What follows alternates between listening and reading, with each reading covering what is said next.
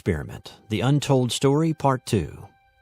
This is Al Bielek further explaining the Philadelphia experiment and the secret time travel program he participated in.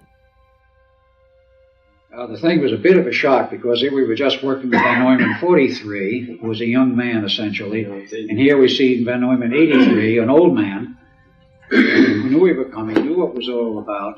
I said, "Gentlemen, we have a problem." He says, "We have a lockup through hyperspace." And I said, "We knew this was going to happen because I had the records." He said, "I've lived with this 40 years waiting for this day," so to speak. He says, "We can't shut this thing down because the Eldridge is the source of the power running this thing from the other end. It's in hyperspace." He says, "You guys have to go back and shut the thing off." He says, "We know you did. The records say so. But of course you haven't done it yet, but you're going to have to go back and shut it off." So he says, "Shut it off any way you can. Destroy it physically if you have to," which is, of course, what we did. We went back to the Eldridge. They had, of course, the time capability to send us back directly to that spot and location, quite aside from the movie and what it said. We went back, we took out the axis, and we just started cutting cables right and left till the generators shut down and the equipment was off. We smashed tube banks, we smashed equipment, we cut cables, we cut everything in sight. Generators went down, the ship returned to its original point in space and time about 3 hours later. And of course, the Navy found what was there. I remained with the ship, he went back to 83. Begins another part of the story, but from that point on, 43 on, Van Neumann in 43 didn't know what had happened except what I told him. He didn't believe it. But he had equipment which enabled myself to go back and forth between 43 and 83. He had another set of equipment in the labs, which actually was the early equipment, which was the prototype. And he had modified it, which the Navy didn't know at that time, to be a full-blown time travel machine. In 43? In 43, correct. See, the Germans also were working on the time travel project, and they had it working in 45, just before the war ended in Germany. This is also a matter of record. So, in any case, trips were made back and forth. He was finally convinced. And it was too late to do anything about the experiment in the second phase. But after the Navy decided to shut the whole thing down, of course, he was removed to go work on the atomic bomb project at Los Alamos until that was over. So in 47, getting a little out of sequence, but nevertheless we try to present this in a logical sequence rather than the exact time sequence. In 47, there was major changes in the Defense Department. You had the Department of the Air Force created. The Navy's function was somewhat altered. The Army was altered. The Department of Defense was set up at the Pentagon, the Joint Chiefs, all of this.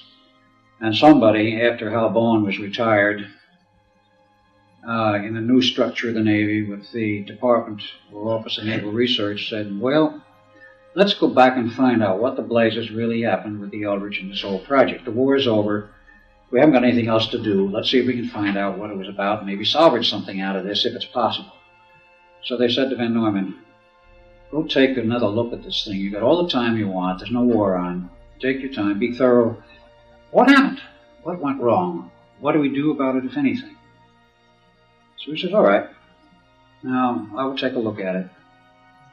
To go back to 43, about 6 days before the final test, which is to say early August, 3 UFOs appeared over the Eldridge. They were seen, they were noted. And when the final test began, 2 of them left the area, a third disappeared. One of the UFOs was sucked up along with the Eldridge into hyperspace, and it wound up in Montauk in the underground. Now, that's interesting because of what turns out in the records since, which come out of Canada. I'll go into that last. But Van Neumann, looking at this, realized there was a human equation he didn't understand. And he was not a metaphysician. He had no occult training. He was a hard-headed mathematician, typical German school type thing, and nuts and bolts engineer at the same time. He probably was scratching his head. What the blazes was going on here? Well, about 47, when he was asked to look into this, shortly after that, he was also, because he still had offices probably in Los Alamos, he was called out by the government to partake in the examination of a crashed UFO at Aztec, New Mexico. He was part of the research team there, looking into this. So here he sees evidence of life from another planet, from another system perhaps, dead aliens and all of this sort of thing. What does this mean?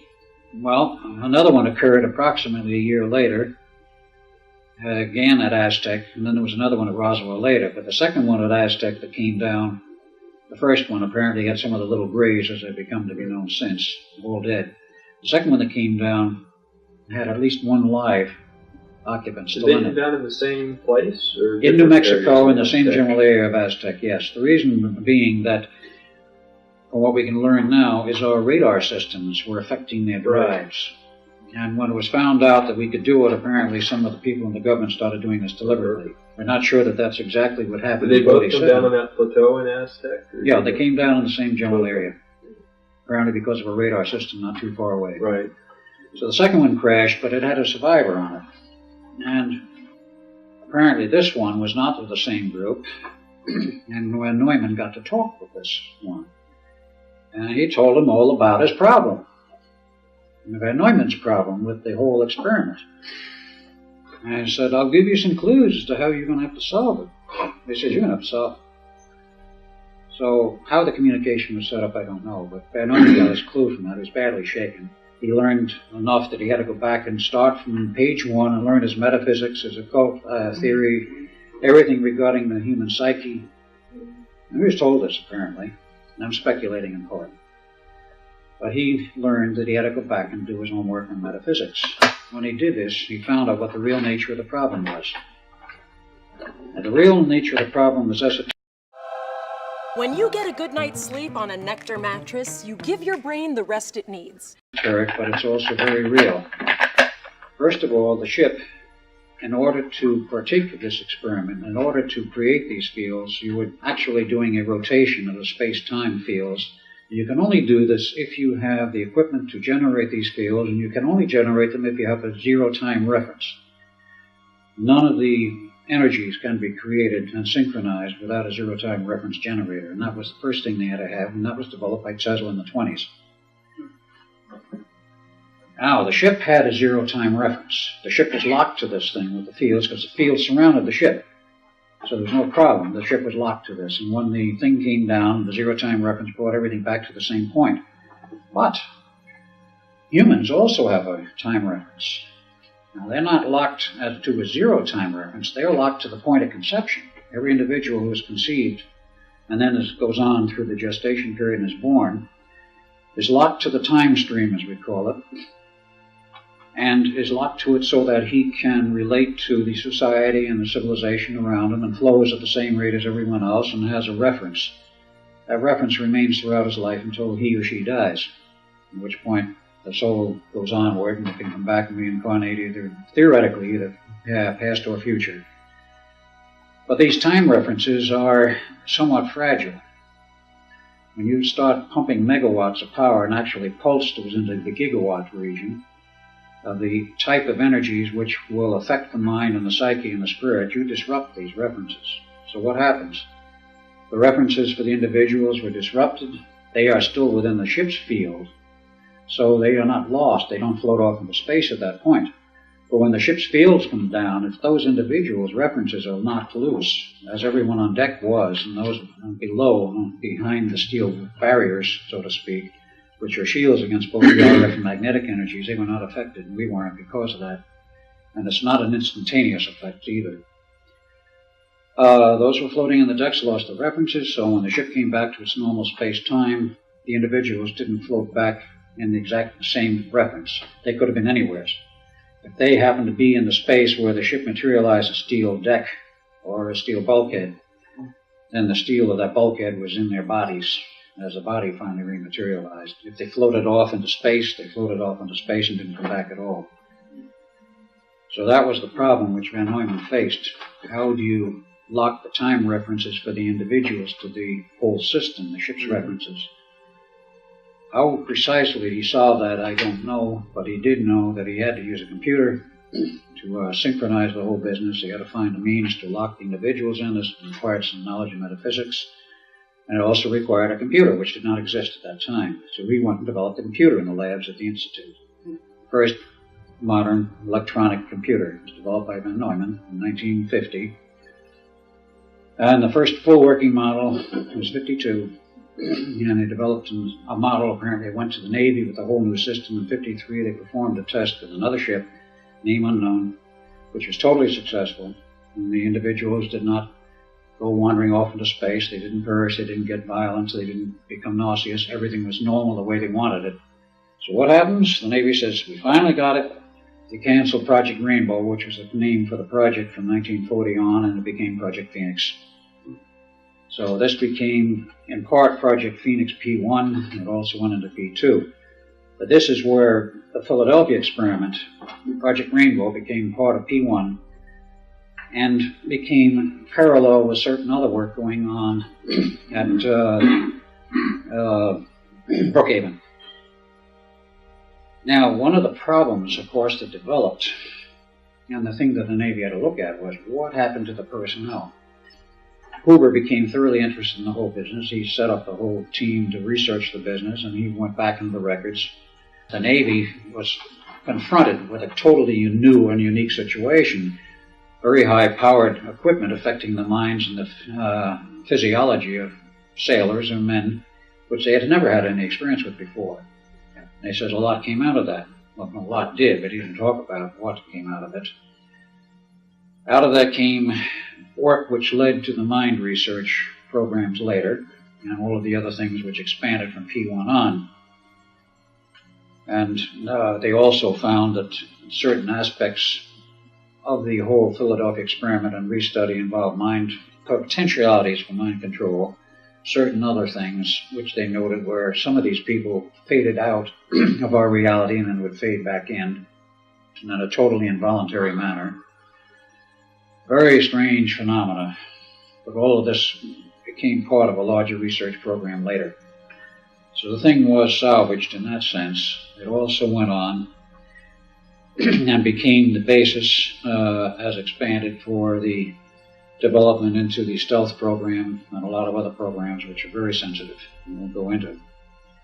But what happened to us? Well, in 47, the Navy decided they didn't want me around anymore, or somebody decided they didn't want me around anymore, and I suddenly disappeared one day, according to one Navy man who's still alive, who was in that period. And I wound up in 83.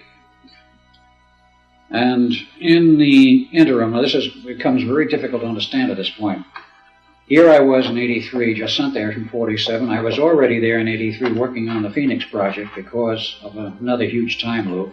He was there working on the project in 83, and he was also there because of the Philadelphia experiment.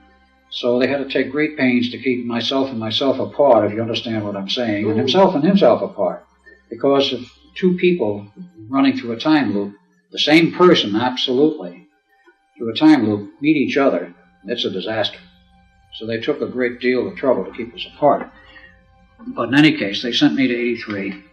They decided on how they're going to handle the project. They wanted to bury me and anyone else that had any connection with the Philadelphia experiment, totally brainwash the individuals, and wipe out all memory of the experiment and anything connected with it.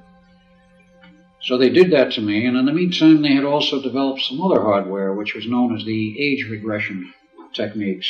Now this also goes back to Tesla. His last project before he died, if he died, in 43, was again communicating with his ET friends. They had told him how to solve the problem.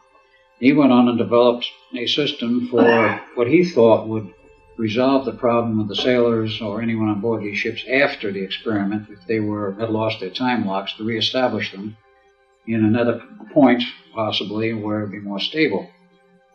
The government took this and developed it into another program, which was known later as the age regression business, meaning physical age regression, i.e. you could take a person who was age 60 and reduce him by this technique in his program to physically age 20, put him back to where he was at the age 20 physically, but not mentally. He would maintain his abilities, his ideas, his thoughts, his memory, his entire lifetime of experience. Just the body would be reduced in age. The theory on this and how the government handled it, we don't know. But the theory that Tesla worked on, we understand, was that if you take these time locks for the individual and move them forward in time, you are in effect removing X number of years of age. If you push them ahead 20 years, the body will act eventually, because of the shift of the time references, like it is 20 years younger, and will physically reverse itself in age and go to the reference of those locks. So that it will, within about 30 to 60 days, we're not sure how long, the body will just get younger. So what they did with me is they decided, well, we'll do a new one on him. We'll take him from age 31, which I was at that time in 47. Just run him back to the age 1 and plug him in another family, and they picked the year 1927. Apparently it was astrologically chosen, because I can go into a long story on this, but plugged me into the Bielik family. The kid who was born to them apparently developed some problems. Whether they were genuine or whether they were feigned, I don't know, but the story was the kid was real and went to the hospital and died, and I was put in as a substitute.